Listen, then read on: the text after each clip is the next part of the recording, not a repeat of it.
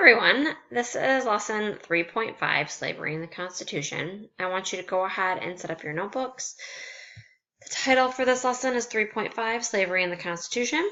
The objective for today is, in order for students to determine why slavery was not addressed in the Constitution, they will evaluate some primary sources.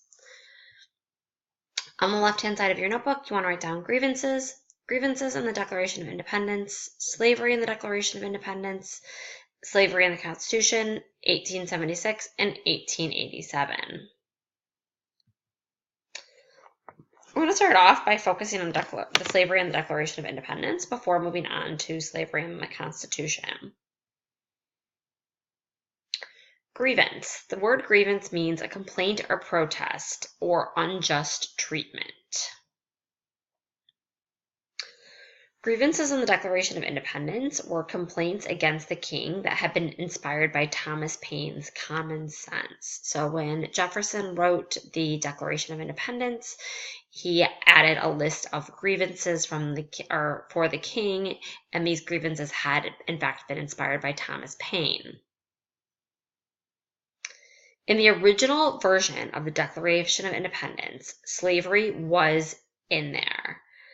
There was a grievance about slavery that had been added, which was later removed before the final draft was eventually sent. The reason why they removed this was because the southern states obviously did not approve of it, and in order to get everyone to sign the declaration, they needed support from the southern states, so they removed that grievance from the Declaration of Independence. That grievance stated, King George III has waged a cruel war against human nature itself. He has taken away the most sacred rights of life and liberty from a distant people who never offended him. He did this by captivating and carrying them into slavery in another hemisphere if they did not die a miserable death in their transportation to this new world. These disgraceful practices are the warfare of a Christian king of Great Britain. He has stopped every attempt to prohibit or to restrain the disgusting business of slavery. He is determined to keep open a market where men are bought and sold. Mind you, Jefferson wrote this. Jefferson had slaves himself.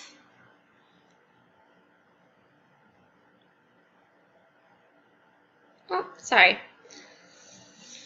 So, slavery in the Constitution. In 1876, the Declaration of Independence stated that all men are created equal.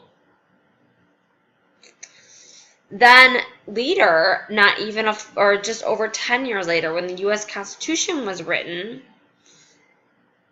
but it did not eliminate slavery.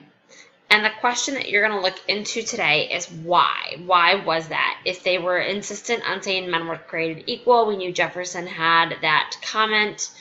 Why was it so important that they did not eliminate slavery in the U.S. Constitution? And essentially what happened was the fact that they needed 9 out of the 13 states to ratify the U.S. Constitution, so they needed support from the southern states. They knew they would never get that support from the southern states if they added anything about slavery in that Constitution. And that is it for today.